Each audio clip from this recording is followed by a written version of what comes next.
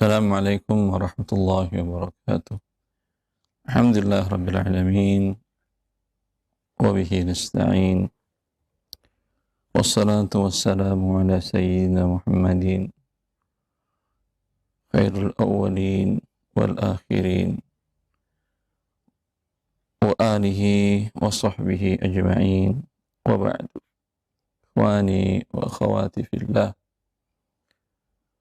Kembali kita melanjutkan pembahasan faraid waris dari kitab Zadul Mustaqni' fi Ikhtisarul Muqni'. Sekarang dalam masalah bagaimana menetapkan dia mendapat waris karena nasab. Karena nasabnya jelas dan semuanya mengakui itu anaknya atau itu saudaranya. Ya. Berarti terjadi saling mewarisi. Tapi bila majhulun nasab, nasabnya tidak jelas karena satu dan lain hal umpamanya. Ya. Kemudian bagaimana cara menetapkannya dia mendapatkan waris? Ya, ini akan dibahas pada bab sekarang, bab al-iqrar bi musyarikin fil mirath. Taqra Syekh.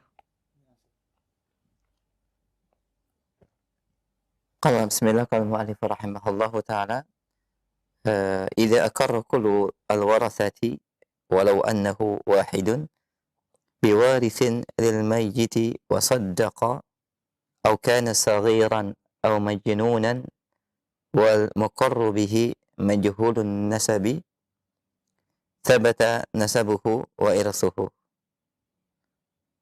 نعم. وإن أقر أحد بنيه بأخ مثله فله ثلث ما بيده وإن أقر بأخت فلها خمسه. Nah, kalau mu'alif berkata, mu'alif rahimahullahu ta'ala, apabila salah seorang dari ahli waris mengklaim atau mengakui bahwa dia adalah walau annahu wahidun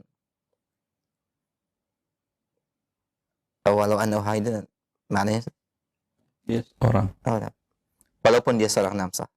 Ya, apabila seseorang dari ahli waris mengklaim atau mengakui walaupun dia seseorang biwarisin lil mayyit, Ahli waris. nah, Atau dia satu orang, walau satu orang. Umpamanya seorang wafat, ahli warisnya hanya satu orang laki-laki. Nah.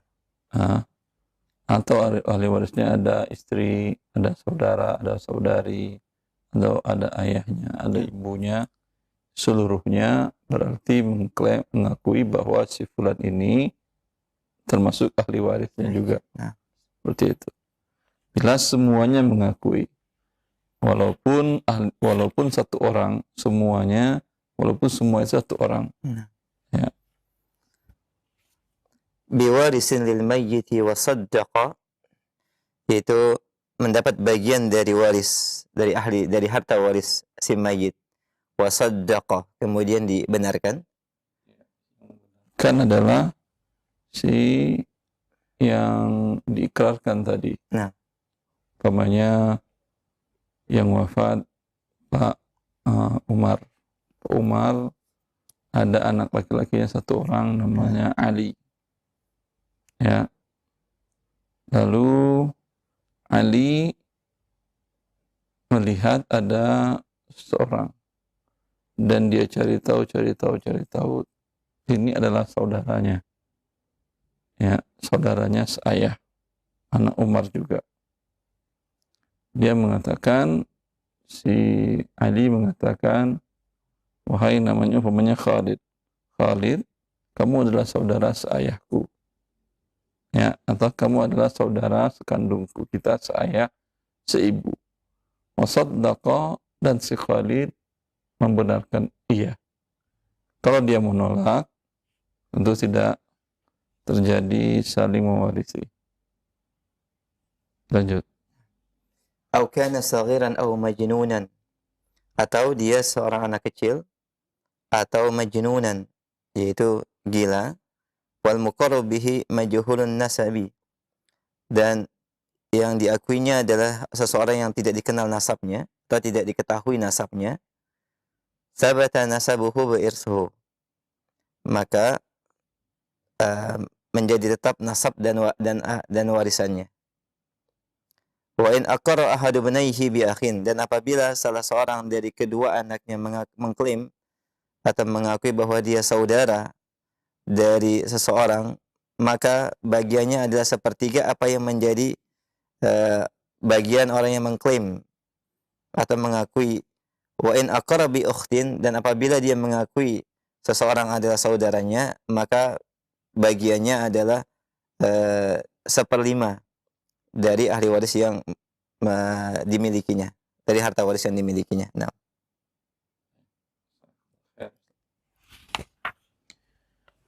bila seluruh ahli waris, walaupun ahli waris itu satu orang, nah, dia mengakui atau mereka mengakui berikrar dengan salah seorang ahli waris, ya, mengakui bahwa kamu juga ahli waris pada mayat.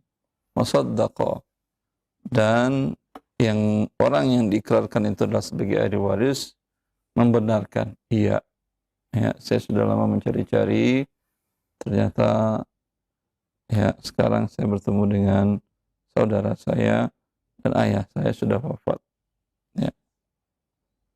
Au kana saghiran au majnunan wal muqarru bihi majhulun nasab. Atau yang berikrar tadi baik dia kecil ataupun gila, ikrarnya diterima. Dengan syarat si yang diikrarkan itu nasabnya tidak jelas. Kalau nasabnya jelas, ibunya si fulan, ibunya fulana, bapaknya fulan, kakeknya fulan, ya, maka dakwaan anak kecil tadi, ikrar dari anak kecil tadi dan ikrar dari orang gila tadi tidak dianggap. Ya. Maka bila itu yang terjadi, sabata nasabuhu wa irthuhu, maka orang yang diikrarkan tadi, yang dikatakan bahwa kamu ternyata saudara saya dan ayah kita sudah meninggal, berarti kamu mendapatkan hak yang sama dengan saya. Kalau dia laki-laki, kalau dia perempuan, tentu dia mengatakan kamu mendapatkan 1 bagian, saya 2 bagian dari harta waris ayah kita.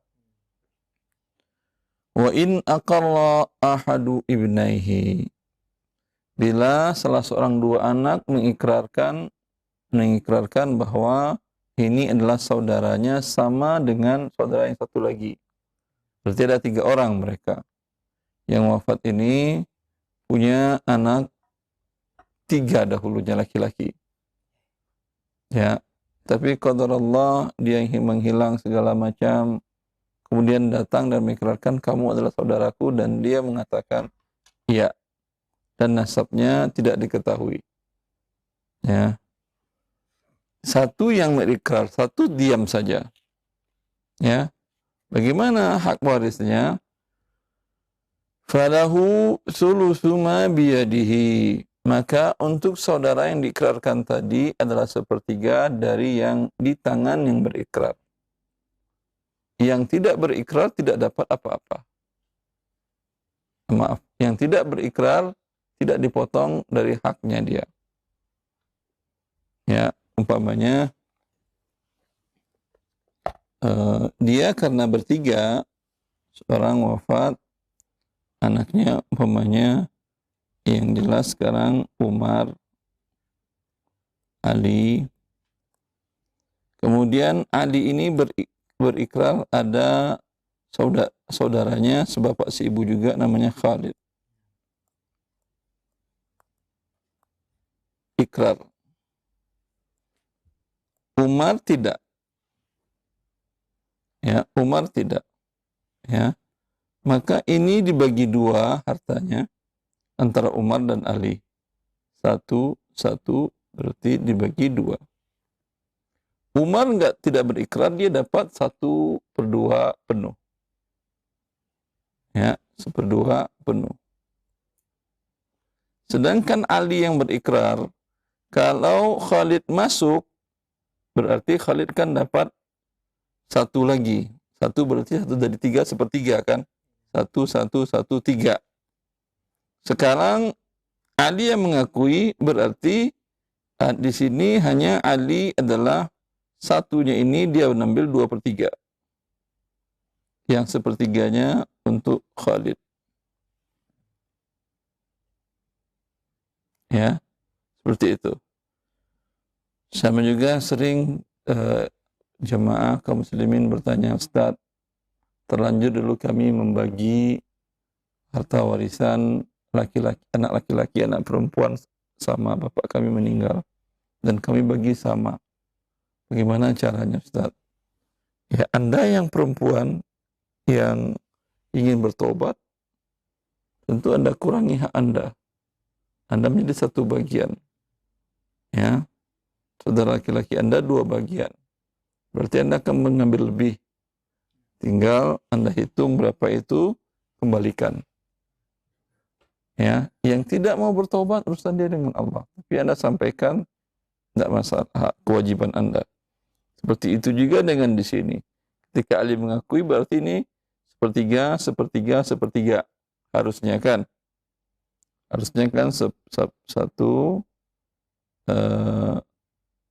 satu Ali, 1 Khalid. Berarti dibagi 3. Ketika Umar tidak mau, berarti hanya dibagi 2. Hanya dibagi 2, yaitu Umar 1, Ali 1. Cuman Ali mengakui Khalid saudaranya. Nah, maka harusnya kan dibagi 3.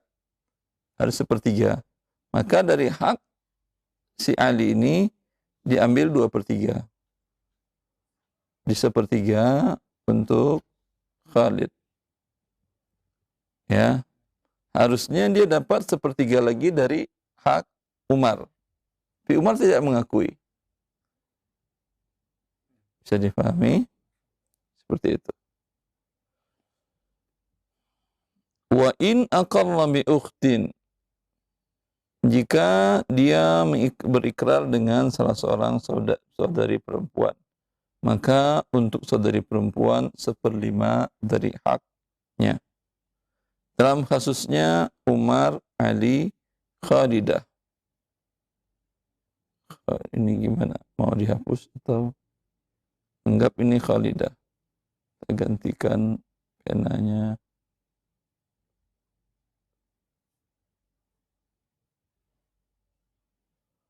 Khalidah.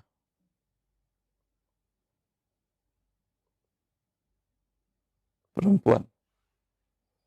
Umar tidak mengakui, tetap Umar 1/2. Ya, Ali, hak Khadidah adalah 1 kan ya? Ini 2.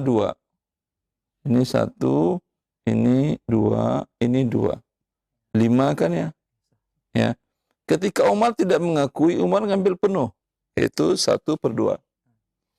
Ketika Ali mengakui, maka Ali mengambil adalah, ini mengambil 1/5 haknya dia, tapi 1/5 dari harta Ali. Dari bagiannya Ali, 1/5 dari bagian Ali. Ali mendapatkan dari 2 ini adalah 4/5 dari 2. Ya. Ini maksud kajian kita di pagi ini. Saya kira jelas Ustaz ya. Allah barik. Baik, pendengar dan pemirsa Raja TV, demikian pembagian atau penjelasan dari bab waris di pagi ini terkait dengan klaim atau ikrar dari ahli waris ya, memiliki nasab atau bagian daripada ahli waris, dan kemudian perincian daripada bagian-bagian yang menjadi haknya. Kita berikan kesempatan untuk bersoal jawab bagi Anda yang ingin memperdalam pembahasan di pagi ini. Baik, kita angkat untuk penelpon yang pertama, silahkan. Halo. Waalaikumsalam warahmatullahi. Dengan siapa, Umu, di mana? Dengan Ibu Nini. Ibu Nini di mana? Dari Bandung. Silahkan, dikeraskan suaranya, Ibu ya. Ya. Nah. Assalamualaikum Ustaz. Assalamualaikum. silakan. Ustaz. Assalamualaikum warahmatullahi wabarakatuh. Silakan Umu. Begini Ustaz, izin bertanya, suami saya wafat pada akhir tahun 2021.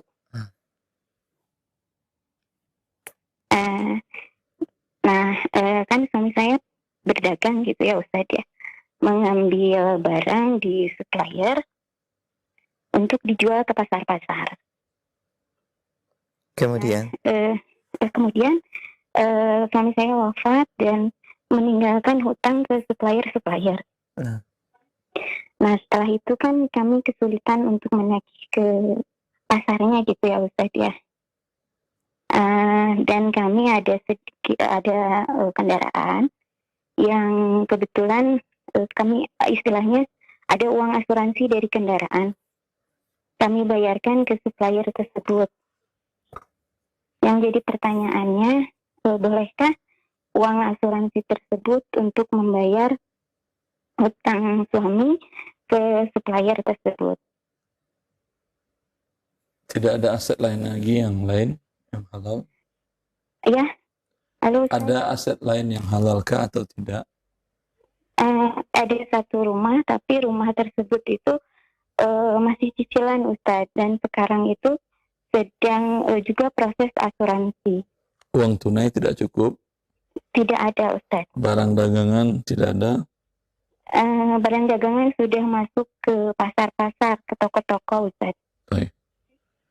Ya, kalau dia tidak mampu untuk membayar hutangnya, boleh. Uang asuransi tadi, asuransi itu sebetulnya yang halal untuk dia sebesar premi yang dia bayar. Kan tetapi kondisi dia adalah fakir miskin, dia boleh mengambil seluruhnya untuk membayarkan hutang-hutang tersebut. Nah nanti lalu pertanyaan kedua Ustadz, kan pembayaran itu ada juga sahabat almarhum yang menaruh modal Ustadz. Terus? Nah dari uang hasil penjualan, insya Allah hasil penjualan rumah itu kami bayarkan untuk menutup hutang-hutang ke modal tersebut. Apakah itu juga boleh Ustadz? Akadnya apa dengan si investor tadi? Bagi hasil atau pinjam uang? Ustadz. Bagi hasil Ustadz. Bagi hasil sekarang kondisinya orang tidak bayar. Itu dia ikut menanggung. Tapi dia minta kembali uang modalnya tersebut Ustaz. Ada hitam di atas putih? Ada hitam di atas putih, tetapi tidak ada keterangan bahwa dia minta kembali uangnya. Sebentar. Iya. Bunyi perjanjiannya bagi hasil, rugi dia nanggung sebagai investor bila terjadi kerugian di luar kelalaian. Ada seperti itu? Tidak ada keterangan seperti itu. Hanya dia keterangan di hitam di atas putihnya bahwa memberikan modal sebesar 50 juta dan bagi hasil sebesar 25%. Seperti itu aja, Ustaz. 25% dari apa? Dari keuntungan. Laba bersih? Iya. Ya berarti bagi hasil namanya. Iya. Kalau bagi hasil, kerugiannya walaupun tidak ada dia cantumkan di sana, dia yang menanggung kerugiannya. Sekarang sebetulnya tidak rugi, tapi barangnya ada pada orang-orang. Betul. Ya, dialah yang nagih. Begitu, Ustaz. Iya. Nah, kalau berapa dapat yang ditagihnya itu haknya dia. Tidak dapat dia tagih, ya selesai. Andai pun suami Anda hidup, ya, dia sudah sepakat dengan investornya, atau investornya malah menyampaikan, oh iya bagus usaha kamu supply barang ke orang-orang yang jualan di pasar. Ya, kata dia setuju itu. Maka ketika andai pun suami Anda masih hidup, qadarullah suami Anda tidak mampu nagih. Ya, maka dia tidak ada hak minta uangnya kembali penuh. Jelas? Seperti itu ya Ustaz. Ya, dialah yang nagih langsung. Pertanyaan ini Ustaz kan kecuali dahulu ketika dia invest tadi, dia mengatakan jangan ada yang bayar tunda, semuanya cash. lalu suami Anda melakukan pembayaran tunda, itu ya suami Anda yang menanggung. Tidak ada kalau keterangan seperti itu. Kalau tidak ada dan dia tahu bahwa umumnya orang pasar memang bayarannya tunda, ya berarti dia yang wajib menanggung. Bila dia memaksakan juga, ya, dan Anda tidak mampu kecuali harus membayarnya, berarti Anda memberikan riba kepada dia dan dia pemakan ribanya. Lalu begini Ustaz, almarhum kan meninggalkan 2 orang anak ya Ustaz ya, dan ibunya juga masih ada. Kalau misalkan nanti seandainya kami menjual rumah, apakah pembagian warisnya seperti apa Ustaz? Setelah diselesaikan semua utang-utangnya, Betul? ya, ada sisa hartanya itu dibagi waris. Ibunya masih hidup, Masih ada Ustaz. istri, Masih. Istri ada, saya Ustaz. anak berapa orang? Anak laki-laki 1, perempuan 1.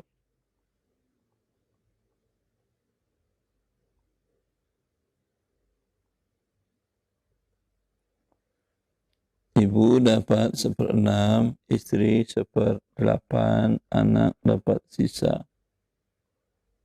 6 dengan 8, KPK-nya 24. 24 dibagi 6, 4. 24 dibagi 8 kali 1, 3. Sisa 17. 17 akan dibagi laki-laki 2 bagian, perempuan 1 berarti 3. 17 bagi 3 ada pecahan, maka 3 dikali 24. 3 dikali 24 ya. Berapa serisan?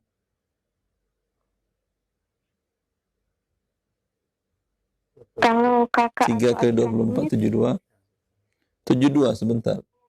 Ya. 72, 3 kali 4, 12. L 3, 9/72, 12/72. Anak laki-laki dapat 34/72. Anak perempuan 17/72.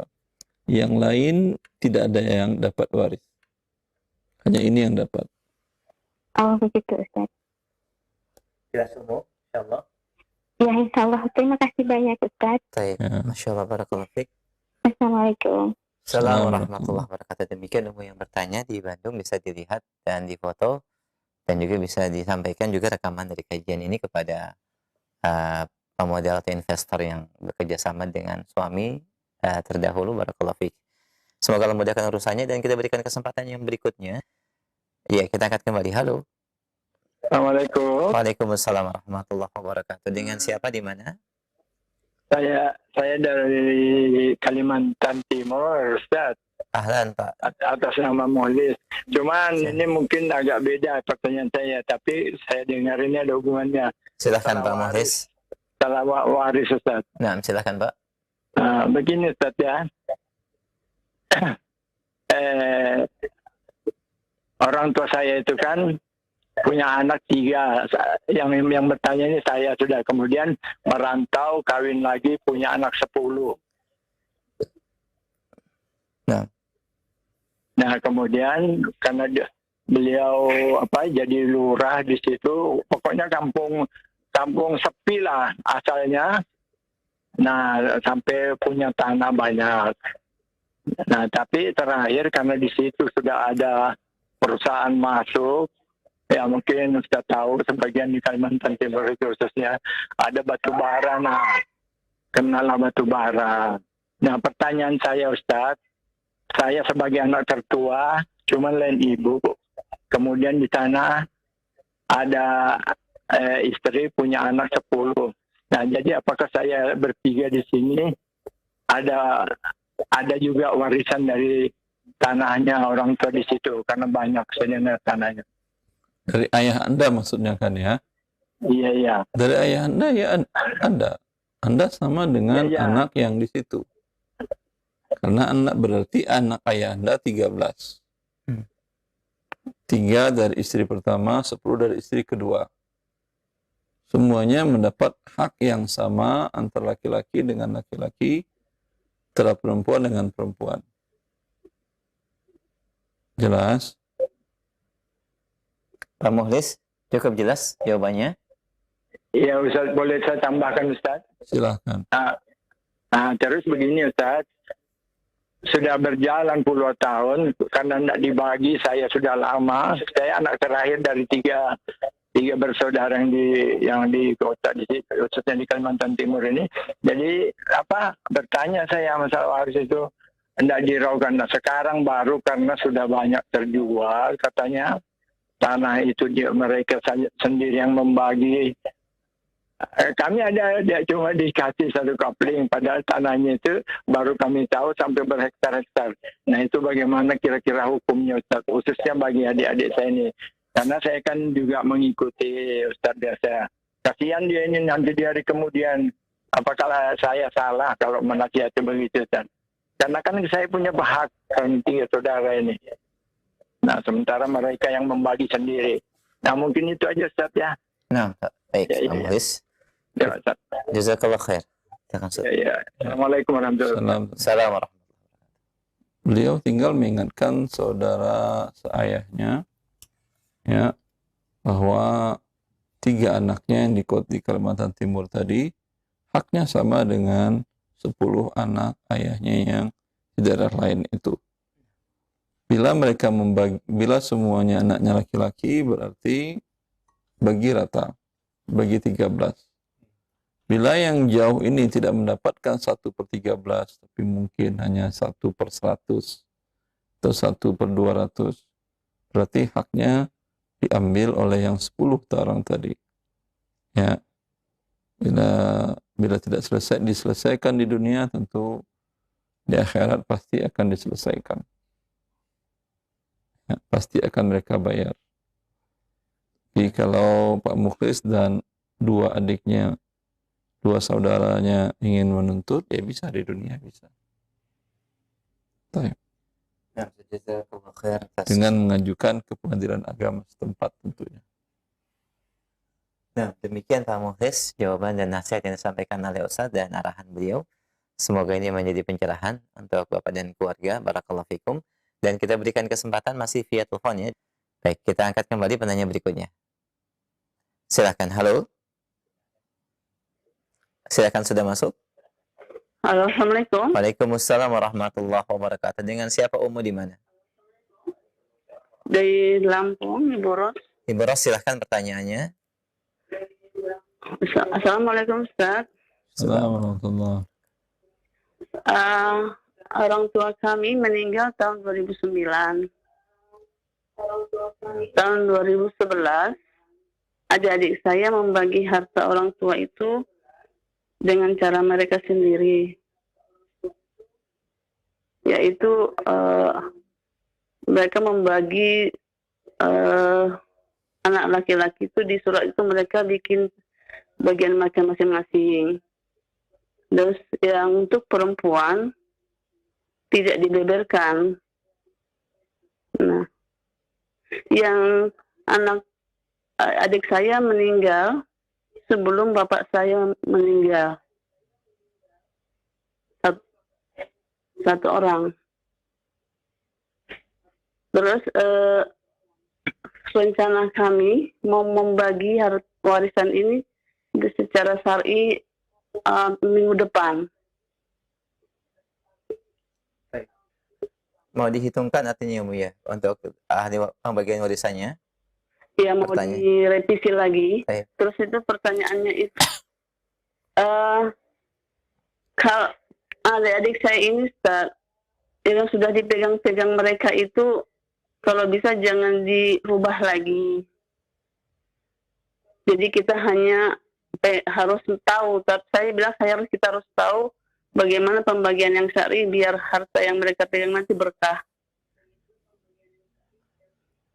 Baik, bisa diperinci mungkin Umu yang ahli warisnya siapa saja? Yang meninggal namanya siapa, Bapak? Anda meninggal namanya? Yang meninggal namanya Andy. Pak Andy. Nah, Wafat tahun kalau nggak salah 2007 ya Ustaz. 2007. Ketika Pak Andy wafat, istri masih hidupkah? Mas istri yang Andy Iya, Pak Andy. masih. Istri. Pada saat itu anaknya ada berapa orang laki-laki, berapa orang perempuan yang hidup? Yang sudah Maaf, meninggal Ustaz, jangan maaf. hitung. Maaf Ustaz, saya salah paham. Itu yang bukan yang maksudnya yang meninggal di sini bapak kami. Ya namanya siapa yang Bapak? Oh, Sekarang yang mau bapak, dibagi warisan Pak Endi atau bagi orang tua Anda? orang tua saya Ustaz, maaf. Namanya siapa orang tua Anda? Bapak Miden. Miden. Ya. 2009. Berarti Endi nggak dapat warisan dari Miden. Iya Ustaz. Ya, saat Pak Miden wafat, istrinya masih hidup. Masih Ustaz. Anak laki-lakinya ada berapa orang semuanya? Kecuali Semuanya. Endi. Endi karena udah wafat. 4 orang Ustaz. 4 orang anak laki-laki ini hidup semuanya. Iya. Anak perempuannya berapa saat Pak Miden wafat? 2. 2 anak perempuan. Pak Miden ya. Iya. Maka pembagiannya yang syar'i, istri dapat 1/8, anak dapat sisa 8, 8, 1, 7. Anak laki-laki 2 bagian. 2 kali 4, 8. 8 tambah 2, 10. 7 bagi 10 ada pecahan, maka 10 kali 8 sama dengan 80. Untuk istri 10 kali 1, 10. Anak laki-laki 7 kali 2 berarti 14. Ada 4 orang. Untuk anak perempuan masing-masing dapat 7 bagian. Jelas Ibu? Ya Ustaz. Begitu pembagiannya. Maka dinilai semuanya. Ada tanah, ada kendaraan, ada kebun, ada rumah, ada uang tunai. Seluruh harta Pak Miden dinilai. Ya, kemudian setelah ketemu angkanya dibagi 80 bagian. Ya. Iya. Dari 80 bagian tadi dikalikan untuk istrinya 10. Iya. Kemudian untuk anak laki-lakinya 14, anak perempuannya 7. Ustaz. Bila yang dikuasai oleh masing-masing sekarang, anak laki-laki dia dapat, anggap umpamanya harta Pak Miden semuanya 80 miliar ya. Iya. Anggap 80 miliar bagi 80 berarti 1 miliar kan ya. Iya. 1 M. Kali di sini berarti istrinya dapat 10 M. Anak laki-lakinya dapat 14, masing-masing 14 M. Anak perempuannya masing-masing dapat 7 miliar. Paham? Iya Ustaz. Sekarang yang dikuasai oleh anak laki-laki ini, umpamanya dinilai-nilai ini 20 miliar ini. Kata dia, saya sudah kuasai dan sudah saya masukin harta saya di sini. Udah nggak ada masalah. Tapi kamu bayar selisih antara 20 dengan 14. Berarti berapa? 6 miliar. Kamu bayar dengan 6 miliar, mau tunai bagus, mau dicicil nggak ada masalah. Ke siapa dibagikan? Kepada semuanya. Dengan pembagian masing-masing 10 per 80, 14 per 80, 7 per 80, dikurangi 14. Ya. Dibagi dengan proporsional. Karena dia mengambil hak lebih. Kalau haknya kurang, 14 miliar harusnya diambilnya tanah, dinilai ternyata tanahnya cuma 10 miliar. Ya. Berarti yang lain ada yang ngambil lebih. Iya. Ya, dia harus dapat dari yang ngambil lebih tadi. Iya Ustaz. Paham? Paham Ustaz. Cukup umum pertanyaannya.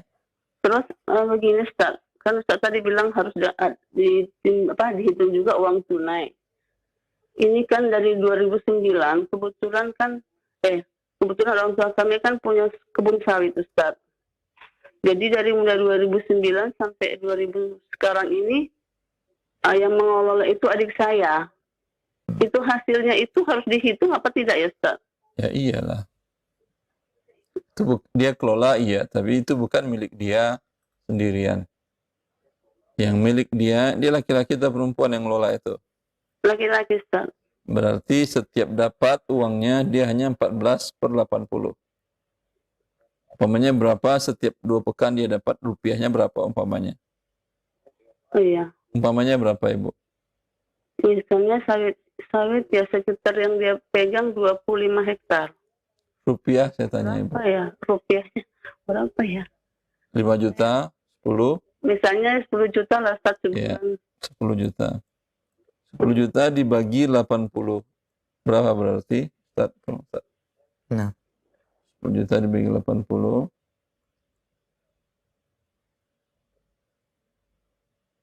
$125.000 Ustaz. Rp125.000. Nah, Ya. Yang bagian dia hanya Rp125.000 dikali 14. Berapa Ustaz? 125.000 kali 14. 1.750.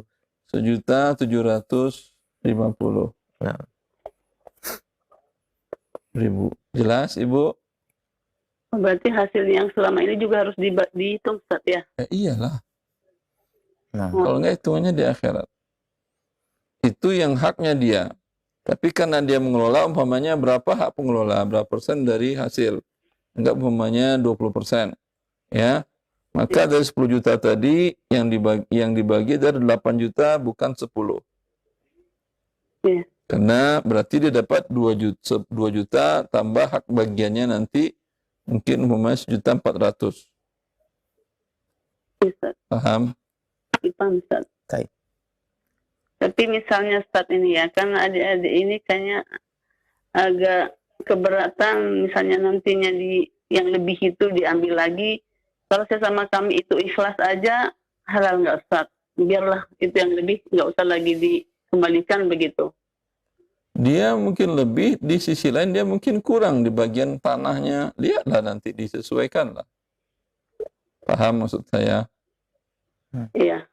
Dia mungkin lebih di uang hasil sawit, tapi kurang dari pembagian umpamanya rumah.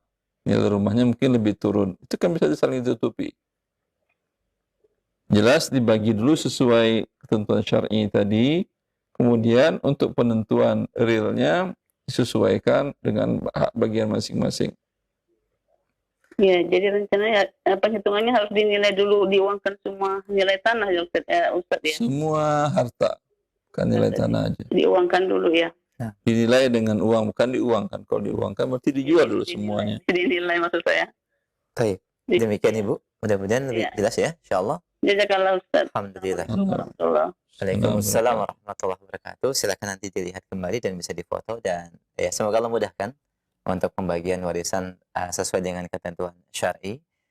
Barakallahu fikum, dan kita berikan kesempatan berikutnya masih via telepon. Ya, kita angkat kembali penanya berikutnya. Halo. Silakan sudah masuk. Halo, silakan. Assalamualaikum Pak Ustadz. Waalaikumsalam warahmatullahi wabarakatuh. Dengan siapa Bapak di mana? Dengan Bapak Sudaryanto Pak di Solo Pak. Pak Sudaryanto di Solo. Ahlan, silakan Pak. Pertanyaannya. Ya Pak, terima kasih Pak. Enggak, nih cara pembagian warisan dari orang tua sudah meninggal kira-kira 25 tahun yang lalu. Insyaallah. Saudara saya itu 5 laki semua. Nah. Cuman namun 2 yang sudah meninggal, nomor 1 dengan nomor 5. Tidak, nomor 1 dengan nomor 4. Jadi dengan pembagian warisannya Pak. Ya Pak. Tentang mau dihitungkan pembagian warisannya, pertanyaannya. Pertanyaan gini Pak, gimana cara pembagiannya kalau saudara 5 laki semua itu sudah meninggal, tinggal yang hidup itu 3 Pak. Sebentar. Nama orang tua Anda yang punya harta dan hartanya mau dibagi waris itu siapa namanya? Namanya Sanamat. Mamat? Sanamat. Sanamat. Pak Sanamat. Itu? Ya. Ya Pak, itu ya kira-kira 1 hektar Pak ya, 1 bahu lah kalau di Jawa namanya. Wafat tahun berapa? Oh, sampai lupa siapa itu. Mungkin sekitar 20 tahun yang lalu Pak. Tahun 2000 berarti. Iya Pak, kurang lebih Pak. 2000. Ya. Pada saat dia wafat, istrinya masih hidupkah? Iya, suaminya masih hidup. Istrinya masih hidup. sudah meninggal juga Pak. Enggak. Istri Pak Ricky. Sanamat masih hidup di tahun 2000 pada saat dia Sanamat wafat atau sudah meninggal sebelum Sanamat? Waktu 2000 masih sakit Pak. Baru-baru sakit tuh. Masih hidup berarti ya? Tapi masih hidup istrinya kan? Masih hidup waktu itu, tapi setelah 5 tahun sudah meninggal Pak. Jadi 15 tahun kemudian meninggal. 5 tahun kemudian meninggal. Ya, berarti masih hidup, dia dapat hak waris di situ. Kemudian ayah dan ibu Sanamat masih hidupkah kakeknya Anda pada tahun 2000 itu ketika Sanamat wafat? Masih. Kakek Anda masih hidup? Orang tua dari Pak Sanamat ini masih hidup, Pak? Oh enggak, sudah meninggal Pak. Ah, Kapan meninggal orang tua Sanamat?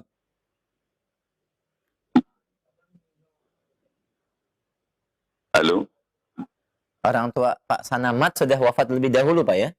Iya Pak, sudah jauh dari zaman dulu Pak, udah nggak sayang, udah nggak ya tahu tuh Pak. Oke. Ya, istrinya saja berarti. Hmm. Anak Sanamat tahun yang Sanamat wafat 2000 tinggal berapa lagi yang masih hidup? Di tahun 2000 ya, ketika Sanamat wafat. Berapa orang anak lakinya, berapa orang anak perempuannya? Anak lakinya 5 Pak, nggak ada yang perempuan Pak.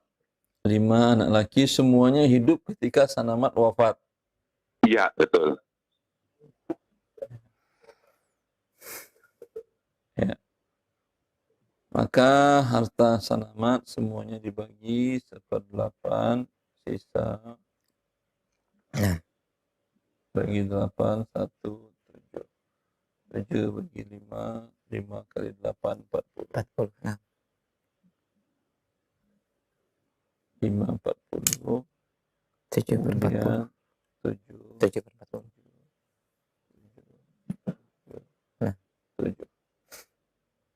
Maka semua harta Sanamat dibagi 40. Mau tanahnya, mau uangnya, mau sapi, mau kambing, semuanya dibagi 40 bagian.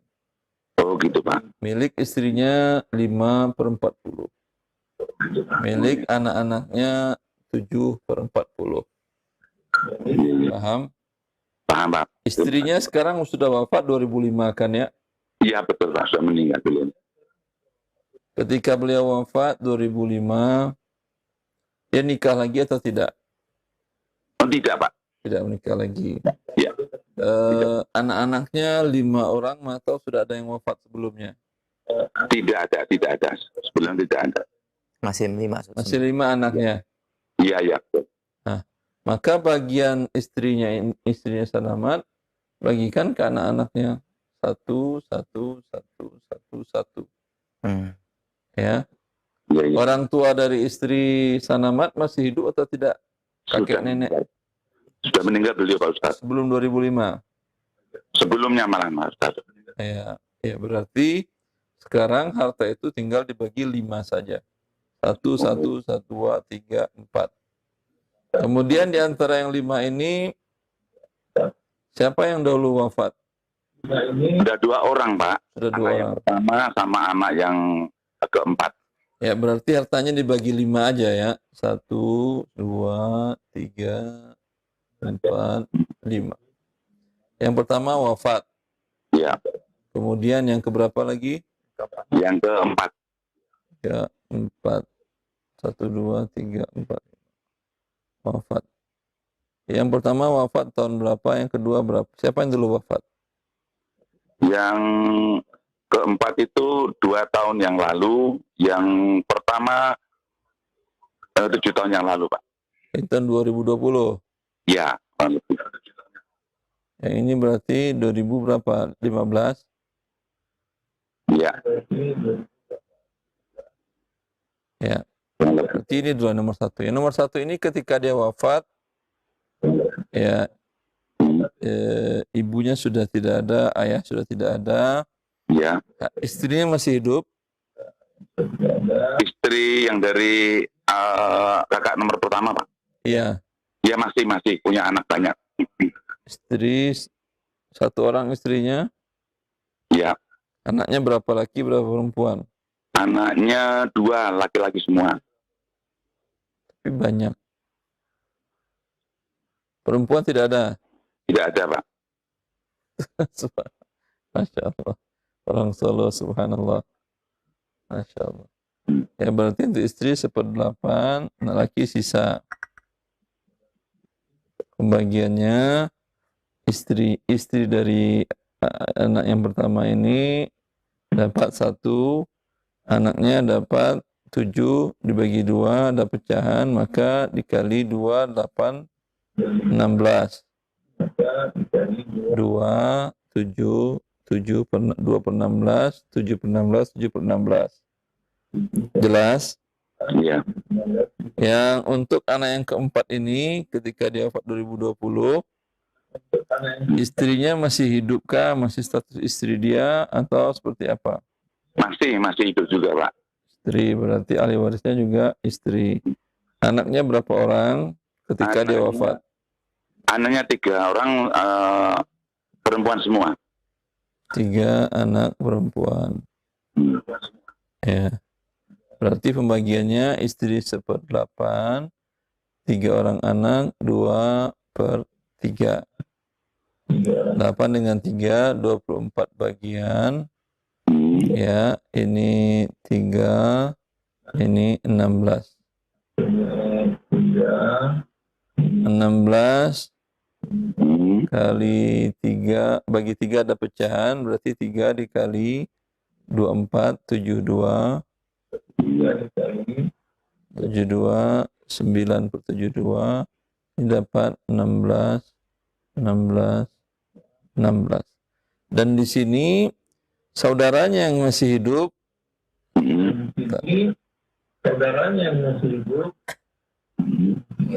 yang ini 2, 3, ini dapat bagian dari sisanya ini. Ini kan 24, 19, ada sisa 5. Jelas? Ada 3 saudara. Iya. Ya. Dapat 5 per 72. Oh iya. Ya. Tapi di sini kan 3 ya. Pas 5 per 72 dibagi 3, Ustaz. 3 ya. Nah. Harusnya 3 dengan 3, 3 kali 20. Enggak, 5 per 24. 5 per 24 berarti di sini 5, 5, 5. Jelas, Bapak? Ya, terima kasih. Ustaz, alhamdulillah keterangannya ada. Ya, jadi hak. Untuk anak saya, istri saya. Allah. Alhamdulillah. Jazakumullah khair. Sama-sama. Taib, barakallahu fiik Bapak, dan jazakallah khair. Semoga ini menjadi pencerahan buat Bapak dan keluarga. Taib. Kami angkat selanjutnya pertanyaan dari pesan singkat dari pendengar kita. Assalamualaikum warahmatullahi wabarakatuh.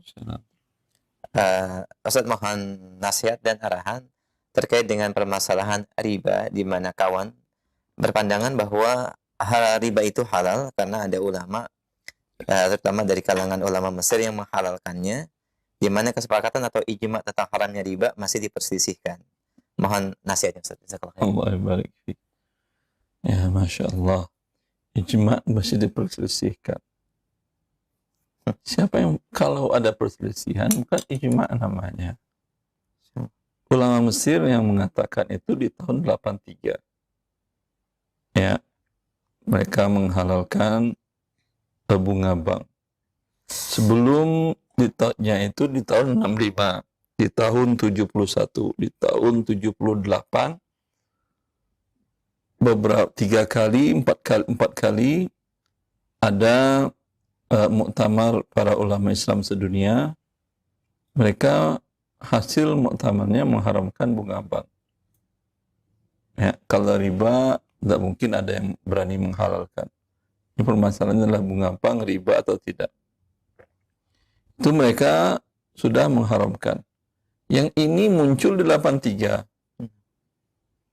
Ya. Semua para ulama sepakat bila khilaf datang setelah ada ijma, itu khilaf tidak dianggap. Siapapun dia, kecuali dia nabi. Kalau dia nabi, iya berarti dia buat syariat baru, dia batalkan syariat sebelumnya. Tapi bila dia bukan nabi, tidak berguna. Umpamanya para sahabat sepakat bahwa ini haram. Lalu datang Imam Syafi'i, ya, sekelas Imam Syafi'i atau sekaliber Imam Malik atau sekaliber Imam Abu Hanifah, mengatakan, oh ini boleh. Perkataannya mereka ini tidak dianggap. Nah. Sama juga para sahabat Nabi SAW dan para tabi'in sudah ijma' bahwasanya musik haram. Alat musik haram. Lalu datang Ibnu Hazmi di abad keempat. Ulama Ibnu Hazmi itu luar biasa.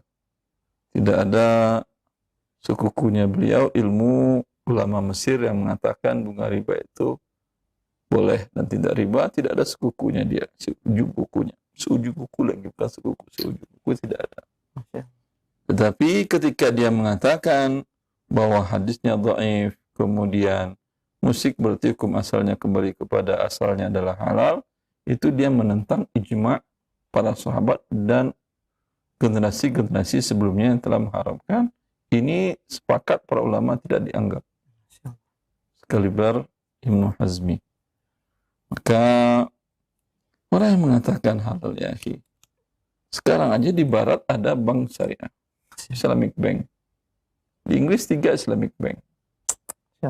Ya. Lalu mengatakan bahwa sama aja bank riba, benda riba bunga itu. Kalau tidak riba ngapain bikin Islamic Bank? Siap. Itu di barat. Berarti orang barat pun mengakui itu riba.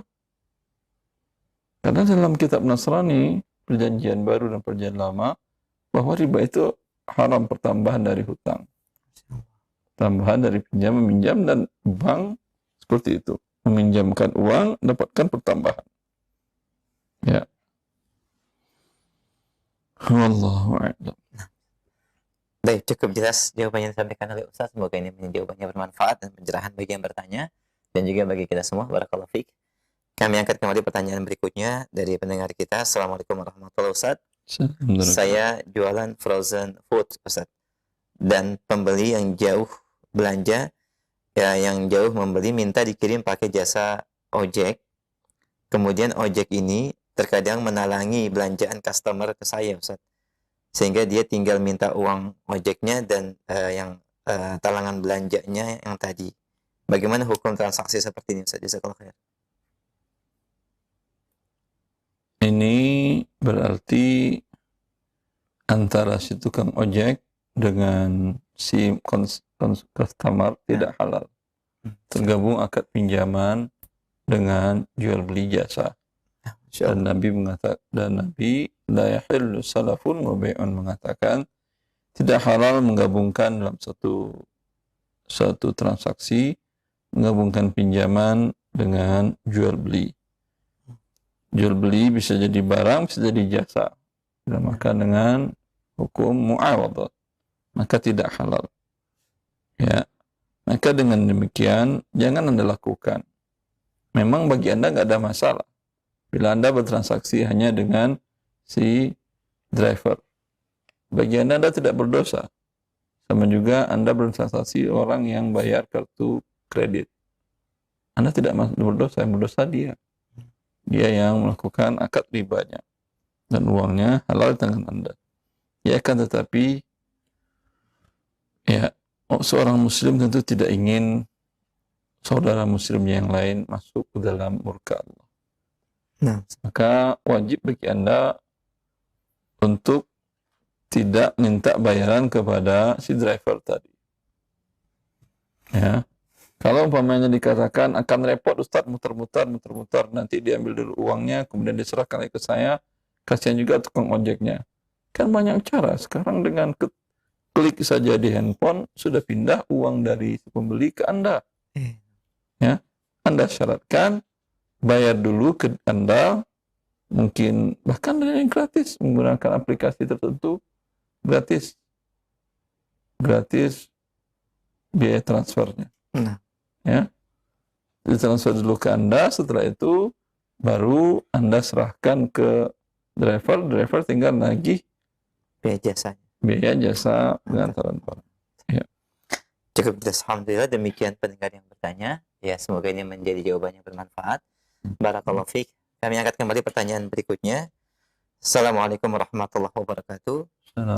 Ustaz, terkait dengan penjelasan di mana orang tua wafat lebih dahulu daripada anak wafat lebih dahulu daripada orang tuanya, dan anak yang wafat ini tidak mendapatkan harta waris karena wafat lebih dahulu. Terkait dengan pendalilannya bagaimana, Ustaz? Pendalilannya bagaimana? Ijma' para ulama, syarat orang ahli waris itu adalah dia hidup pada saat orang yang meninggal. Itu syaratnya. Kan kita sudah jelaskan tentang orang yang tidak diketahui apa dia meninggal atau tidak. Ya, ini berhubungan dengan itu. Kalau Anda katakan anaknya wafat sebelumnya dapat ahli waris, ya, berarti bapaknya, kakeknya, kakek-kakek ke 100-nya dapat juga lah. Ya. Sekarang dia wafat umpamanya. Punya harta 100 miliar. Ya. Dia punya bapak. Sudah wafat. Kalau dikatakan anaknya wafat dapat, berarti bapaknya juga dapat. Bapaknya bapak dapat juga. Ya. Dan seterusnya. Nggak akan selesai. Ya. Dan apa guna hartanya lagi, dia sudah wafat. Tidak, orang wafat tentu tidak ada hak kepemilikannya. Nah, jazakallahu khair, demikian pendengar yang bertanya, barakallahu fiik. Kami angkat kembali pertanyaan berikutnya dari hamba Allah di Bojonegoro. Assalamualaikum warahmatullahi wabarakatuh. Dia bertanya tentang pembayaran zakat. Suami saya kerjanya jual tanah kaflingan. Kira-kira ada 80 kaflingan sudah dipetak-petak menjadi kaflingan siap jual, Ustaz. Satu kafling luasnya ada yang 9 kali 14 meter. Harga berbeda-beda tergantung luas dan posisi letak tanahnya. Dan pembelian akadnya bisa secara cicilan atau tunai. Pertanyaan saya, apakah objek tanah yang belum laku juga harus dikeluarkan zakatnya? Kedua, bagaimana bayar zakatnya bila uang di tabungan tidak mencapai nilainya? Dan ketiga, bagaimana cara perhitungannya, Ustaz? Ya. Tanah kaflingan yang belum terjual itu kan harta dagangan. Itu dihitung zakatnya. Kalau umpamanya uang tunai yang ada tidak cukup menutupinya, sampai ada uang. Jika ada uang langsung dibayar. Artinya hutang, menjadi hutang zakat. Ya. Atau kalau bisa, potek dari tanah tadi berikan kepada fakir miskin. Tapi nggak luas juga, 9 kali 14 ya. 9 kali 14 meter. Dibagi 2,5%. Berapa meter? 10 cm.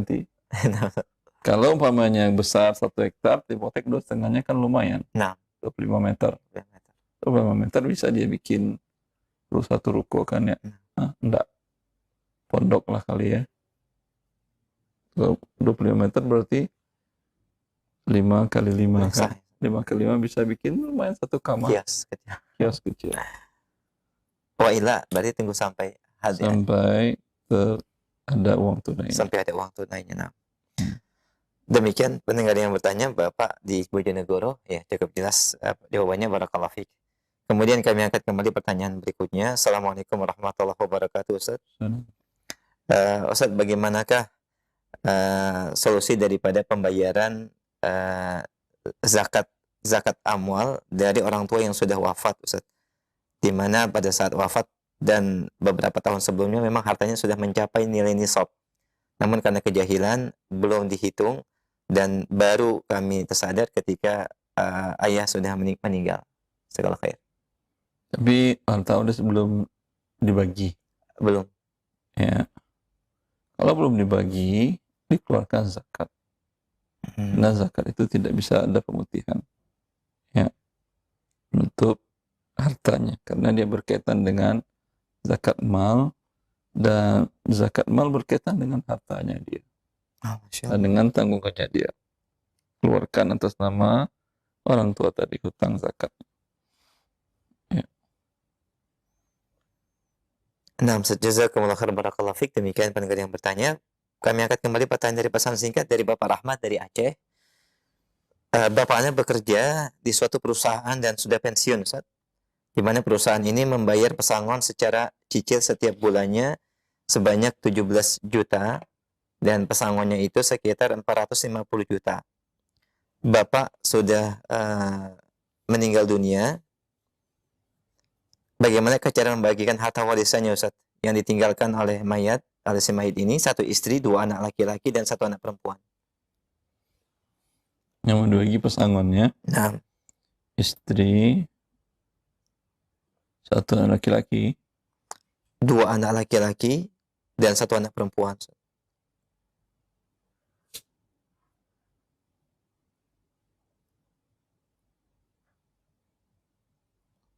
8, sisa 8, 1, 7. Laki-laki 2 bagian 4, tambah 1, 5. 5 dikali 8 sama dengan 40. 5 per 40, laki 14, 14, perempuan 7 per 40. Maka uangnya berapa tadi? 450 juta, Ustaz, yang dicicil 17 juta per bulan. Ya berarti 17 jutanya. Baik. Tidak dapat 17 juta dibagi 40. Sampai tuntas pembayaran itunya sendiri. Iya, iya. Baik, Masya Allah. Demikian pendengar yang bertanya, dan bisa dilihat dan difoto pembagiannya sesuai dengan apa yang dijelaskan oleh Ustaz. Barakallahu fiik. Baik, kami angkat kembali pertanyaan berikutnya. Assalamualaikum warahmatullahi wabarakatuh. Ustaz, mohon nasihat terkait dengan pembagian hadiah dalam perlombaan yang diperbolehkan secara syar'i seperti tilawatil Quran dan juga perlombaan ilmiah, ilmu tentang keagamaan, Ustaz. Apakah perlombaan ini bisa diperbolehkan untuk menarik dana administrasi kepada para pesertanya? Jazakallah khair. Administrasi nggak ada masalah, tapi hadiah tidak boleh. Dan kalau maksud tilawatul Quran adalah keindahan suara, maka ini tidak boleh. Tidak boleh mendapat hadiah. Yang dimaksud adalah ketepatan makhrajnya dan seterusnya. Baik, jazakallah khair. Demikian pendengar yang bertanya, barakallahu fiik. Kemudian kami angkat kembali pertanyaan berikutnya dari Ibu Wiwin di Batu. Saya memiliki ibu mertua yang sudah meninggal 2021, Ustaz. Memiliki harta rumah dan tanah, memiliki 2 anak laki-laki. Bentar. Nah, Seorang perempuan wafat. Tahunnya tidak jelas. 2021. meninggal wafat tahun 2021, Ustaz. Ahli warisnya suami tidak ada. Tidak ada, Ustaz. Anak laki berapa? Beliau memiliki 2 anak laki-laki, yang 1 sudah wafat. Berarti sebelum dia. Tahun 2008, nah, Ustaz. 2008 berarti anaknya 2001 yang laki-laki hidup tinggal 1 orang. Nah, Anak perempuan tidak ada, Ustaz. ya udah semuanya, bapak ibunya Tidak ada. ya udah semua hartanya untuk anak laki-laki ini. Iya, suami saya didik adalah anak laki-laki yang kedua dan memiliki 2 anak perempuan. Laki-laki keduanya sudah meninggal. Atau yang masih Anak hidup. laki-laki yang masih hidup, Ustaz. Ya udah ambil semua. Diambil semuanya untuk dia, ya, Ustaz, ya? Iya. Nah, insyaallah. Demikian Ibu Wiwin di Batu, penjelasan yang disampaikan oleh Ustaz. Cukup jelas, bisa dilihat ya di foto. Barakallahu fiik. Baik, kami angkat kembali pertanyaan berikutnya masih dari pesan WhatsApp. Assalamualaikum warahmatullahi. Salam. Seorang suami wafat meninggalkan seorang istri dan 1 anak perempuan, Ustaz. Dan beliau memiliki 1 orang adik laki-laki. Pertanyaannya, apakah adik laki-laki ini mendapatkan warisannya, Ustaz? Betul. Siap. Baik. Demikian pertanyaan jawabannya, mendapatkan bagian dari warisannya, ya. Barakallahu fiik. Kami angkat kembali pertanyaan berikutnya. Assalamualaikum warahmatullahi. Salam. Dari Ummu Abdillah, beliau bertanya bagaimana hukum sewa menyewa lahan tanah atau sawah garap, Ustaz? Apakah diperbolehkan dan bagaimana ketentuan syar'inya, Ustaz? Boleh disewa pakai uang boleh, pakai emas boleh, ya. sebagian para ulama pun dari hasil yang digarapnya pun boleh disewa. Artinya saya sewa ini dia mau garap sawah padi. Saya sewa ini 1 tahun dengan 1 ton beras. Nah. Boleh. Ya. Barakallahu fiik wa jazakallahu khair. Kami angkat kembali pertanyaan berikutnya terkait dengan zakat. Assalamualaikum warahmatullahi wabarakatuh. Ustaz, mohon penjelasan terkait dengan fisabilillah yang termasuk asnaf zakat dan juga gharimin yang berhutang. Batasan apakah seseorang dikatakan gharim, Ustaz? Jazakallahu khair. Tadi bertanya fisabilillah. Ada 2 pertanyaan. Mohon penjelasan terkait 2 asnaf zakat. Yang pertama fisabilillah, Ustaz, dan yang kedua gharimin. Batasan apakah seseorang dikatakan gharim yang berhak mendapatkan zakat? Kalau gharim, ya, dia berhutang untuk kepentingan pribadinya atau untuk orang lain dalam rangka mendamaikan orang yang bersengketa. Sehingga dia tidak punya uang tapi ingin membantu. Ya, kalau dia punya aset, ya tidak bolehlah berhutang. Begitu juga hutang untuk kebutuhan pribadinya.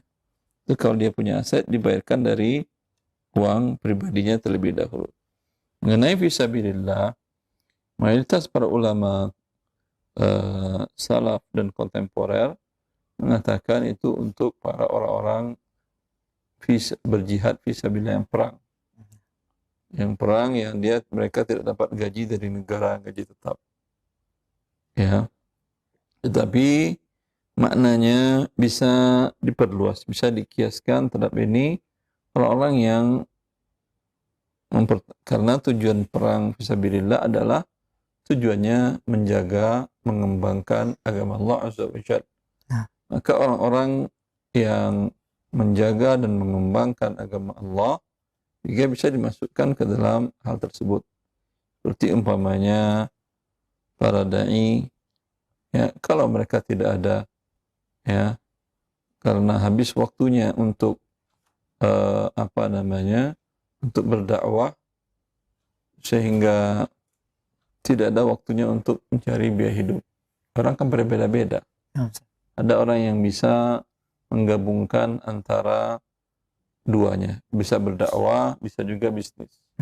Sehingga dia tidak memerlukan biaya hidup dari pihak lain, cukup apa yang dia dapat. Tidak bisa Anda paksakan semua orang seperti Anda. Orang berbeda-beda. Ada orang yang berdakwah sehingga tidak ada waktu bagi dia untuk mencari nafkah. Umpamanya di daerah terpencil. Ya. Kalau di kota besar, banyak. Dia bisa berdagang online. Kalau di kota terpencil, smartphone pun tidak ada. Jaringan pun tidak ada. Mereka berdakwah untuk datang ke suatu titik, mendakwahi orang ke masjid, mungkin berjalan kaki atau menggunakan kereta angin atau sepeda ontel yang lama itu mungkin butuh waktu 3-4 jam. Kapan dia mau ke sawah untuk mencangkul? Ya, dan itu terkadang hujan kena hujan, panas kena terik panas, itu dirasakan di daerah yang terpencil. Ada salah seorang masih keluarga besar kami, sampai dia paru-paru basah karena dia kajian subuh di kampung tersebut. Sepeda dari jarak rumahnya ke daerah tersebut sampai dia wafat masih isi kajian. Ya, tentu berbeda-beda kasusnya. Bila ini dia meninggalkan aktivitas dakwahnya ini, ya, tentu orang-orang tidak akan mendapat ilmu syar'i, tidak akan mengerti ibadah kepada Allah dan seterusnya. Ya, orang seperti ini tentu bisa dimasukkan ke dalam fisabilillah dan halal dia menerima harta zakat untuk menutupi kebutuhan pokoknya. Ya, artinya kalau dia tidak berdakwah, dia tidak akan susah hidupnya. Dia bisa seperti yang lain, bisa ke sawah juga atau bisa ke laut mencari ikan. Kalau dia ke laut, ya, kadang 2, 3, 4 hari. Kalau dia ke laut, siapa yang mau imamin di masjidnya? Siapa mau jadi khatib? Pasti dia ke laut hari Kamis. Jumat tidak sembahyang Jumat orang di sana. Kenapa? Imam khatib kita lagi ke laut. Haknya dia juga, ya, untuk mencari nafkah. Kadang ke laut sampai sebulan, kadang ke hutan sampai sebulan mencari jenis kayu yang tertentu yang bisa diperdagangkan. Kalau dia umpamanya sebulan, berarti 4 Jumat orang nggak sholat Jumat satu kampung. Kenapa? Imam khatib kita ke hutan sekarang mencari kayu, mencari rezekinya. Biasanya sekali dapat untuk biaya hidup sebulan. Ya, sebulan depan baru ada Jumatan. Sebulan dia ke hutan tidak ada Jumatan. Yang seperti ini tentu tidak bisa dibiarkan. Ya, maka dibolehkan dia mengambil dari fisabilillah ini. Ya, tidak bisa dipukul rata semua orang dalam berdakwah itu. Ada orang yang berdakwah, masya Allah, ya, ada fasilitas dan dia pun bekerja, dan bekerjanya halal, dan mendapatkan penghasilan yang cukup. Para ulama kita dulu juga macam-macam, beda-beda. Ada orang seperti Imam Nawawi, biaya hidupnya ditanggung ayahnya, dikirim dari kampungnya. Ya, ada para ulama yang lain dari Baitul Mal, biaya hidupnya diambilkan dari Baitul Mal. Dan Abu Bakar pun makan harta dari Baitul Mal. Itu contoh yang real. Ya, Abu Bakar hari ini dia dilantik, besok dia panggul kain mau dagang ke pasar. Maka bertemu dengan Umar, ila aina ya khalifata Rasulillah, mau kemana wahai pengganti Rasulullah? Kata dia, ila suq, saya mau ke pasar nih, ini semua dagang. Maka Umar mengatakan, wahai khalifah Rasulillah, kalau engkau ke pasar, siapa yang mengurusi umat Muhammad sallallahu alaihi wasallam? Dia terus terang. Abu Bakar mengatakan, kalau saya tidak ke pasar, siapa yang mengurusi perut anak istriku? Maka tentu akan rusak kehidupan umat Islam. Maka kemudian Umar yang pertama menetapkan gaji presiden, gaji khalifah itu. Kata Umar, kami ambilkan, Umar ditunjuk oleh Abu Bakar sebagai penanggung jawab Baitul Mal. Saya ambilkan dari Baitul Mal setengah kambing per hari untukmu khalifah, kau jangan ke pasar. Bas, jangan engkau ke pasar. Setengah kambing untukmu. Berarti gaji presiden ditetapkan oleh Umar, ya, 15 kambing sebulan. Ya, itu yang ditetapkan oleh Umar. Kalau Anda mengatakan tidak boleh atau haram, ya sampai sekarang mungkin Muslim tidak sampai Islam ke negara kita. Tidak ada yang mengatur umat Islam lagi. Lebih, dan ini dimasukkan dalam fisabilillah juga. Ya, karena fisabilillah berperang itu adalah menjaga umat, ya, dan mengembangkan agama Allah. Bila tidak ada pemimpin, ya, siapa yang akan menjaga umat? Perang, kata dia, udah masing-masing ikut perang lawan aja, lawan bareng-bareng. Tanpa ada pimpinan, arahan dan segala macam, tentu tidak bakal bisa. Wallahu a'lam. Nah, jazakallahu khairan, insyaallah, barakallahu fiik. Demikian pendengar yang bertanya, faedah tambahan terkait dengan penjelasan fisabilillah dan gharib dalam aslaf zakat. Dan kita berikan kesempatan kembali via telepon untuk satu penelpon terakhir di kesempatan pagi ini dalam pembahasan waris secara khusus. Baik, kita angkat kembali. Halo. Silakan, sudah masuk. Halo, Assalamualaikum. Waalaikumsalam warahmatullahi. Dengan siapa akhi, di mana? Dengan Bapak Ujang, Sulawesi Tenggara. Pak Ujang di Sulawesi, mohon maaf diketikkan dulu volume suara TV atau radionya, Pak. Iya. Baik, Ya. ada feedback, cukup monitor via telepon. Silakan pertanyaannya, Pak. Ya, jadi saya ini mengenai tentang bank yang masih simpang siur, saya dengar kabarnya. Masya Allah. Karena saya baru belajar agama sekitar 2 tahun yang lalu.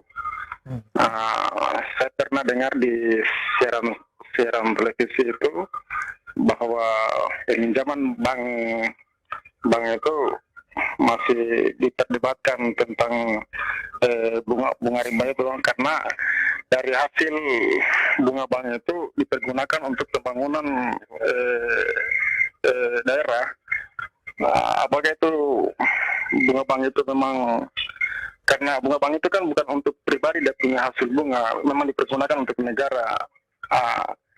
Apakah memang itu bunga bank memang diharamkan atau gimana Pak Ustadz? Karena saya sempat dengar Ustadz lain mengatakan bahwa sebagian ulama mengatakan itu bunga bank itu masih diperdebatkan karena dipergunakan untuk pembangunan negara, bukan untuk pribadi uang bunga dari bank itu. Nah. Itu Pak Ustadz. Baik. Mohon penjelasannya. Baik, Pak. Barakallahu fiik, jazakallahu khair pertanyaannya. Kita akan simak. Nah, Ustaz silakan. Ya, tadi sudah kita jelaskan bahwa itu menyalahi ijma' para ulama kaum muslimin. Kalau dari katakan ada dalam kehidupan ada. Bahkan dalam kehidupan ada yang mengakui bahwa ada nabi, setelah nabi juga ada. Ya, hal yang aneh-aneh pun ada. Tapi itu tidak bisa dianggap, tidak bisa menjadi rujukan. Masalah riba apakah untuk pribadi atau untuk negara atau untuk orang banyak, berbuat riba adalah dosa besar. Ya, apakah dosa besar boleh dilakukan untuk orang banyak? Anda mencuri harta orang, tujuannya untuk dibagi-bagikan kepada fakir miskin, orang banyak. Ya, tidak boleh. Begitu juga melakukan riba untuk mengembangkan negara. Allah mengatakan, yamhaqullah riba, Allah hancurkan riba. Anda ingin mengembangkan negara dengan riba. Yang ada adalah hancur. Dan realita di depan mata kita, semua orang tahu.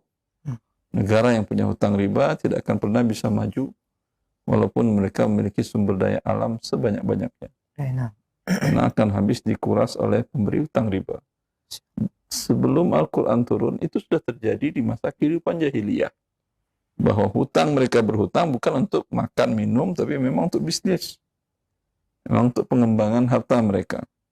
Itu dikatakan oleh Ar-Razi di dalam tafsir Al-Kabirnya tentang bagaimana akad pinjam-minjam yang ada di masa jahiliyah. Di antaranya seseorang meminjam 100 keping uang emas ya, untuk dijadikannya barang dagangan.